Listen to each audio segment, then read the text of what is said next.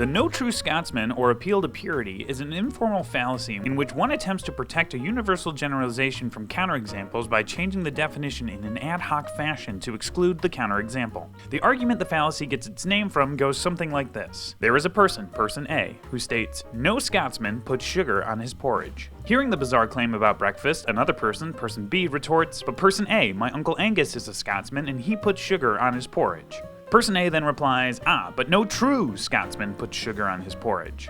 In this example, person A has made an error in his argument.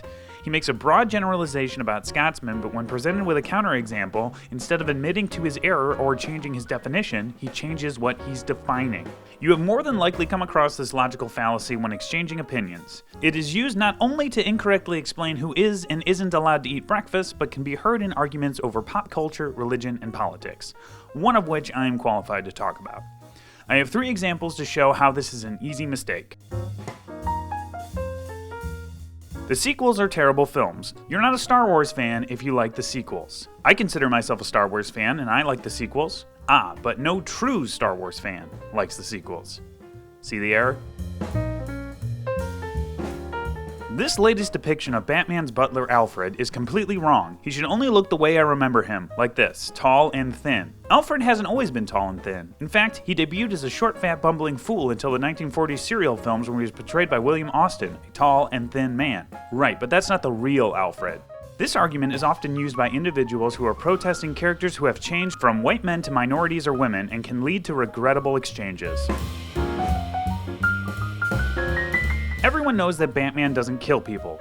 It's one of his main character traits. But Batman does kill people. The original Batman used a gun and shot bad guys, and he's been known to kill in modern stories. But those Batman don't count. So by now you've probably noticed a pattern. Now I talk about this not to say that every person A is wrong and that every person B is right. Not at all. I'm using this to point out how it's a flawed argument. When you fall into the No True Scotsman Fallacy, you stop the argument from progressing and it hinders our ability to talk through ideas. Here are a few changes to the arguments to help illustrate how to avoid the fallacy and keep things moving.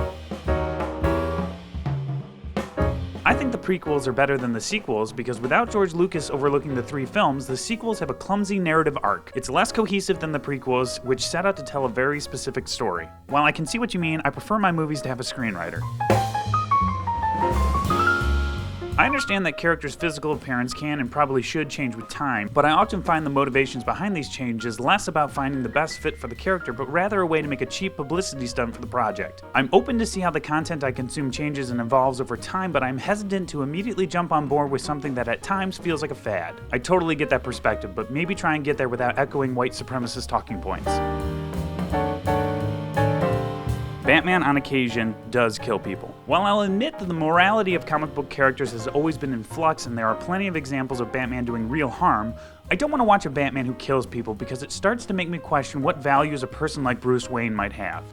To put it another way, if you strip away Batman's biggest moral tenet, what is left is a white billionaire who dresses up like a bat at night to terrify the poor and mentally ill and occasionally beat them to death, all for my entertainment.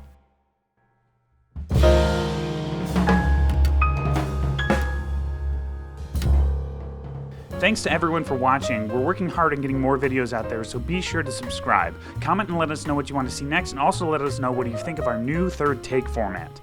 These videos take a lot of time and effort as ideas are written and rewritten, so if you like what we do and want us to keep making them, consider joining our Patreon.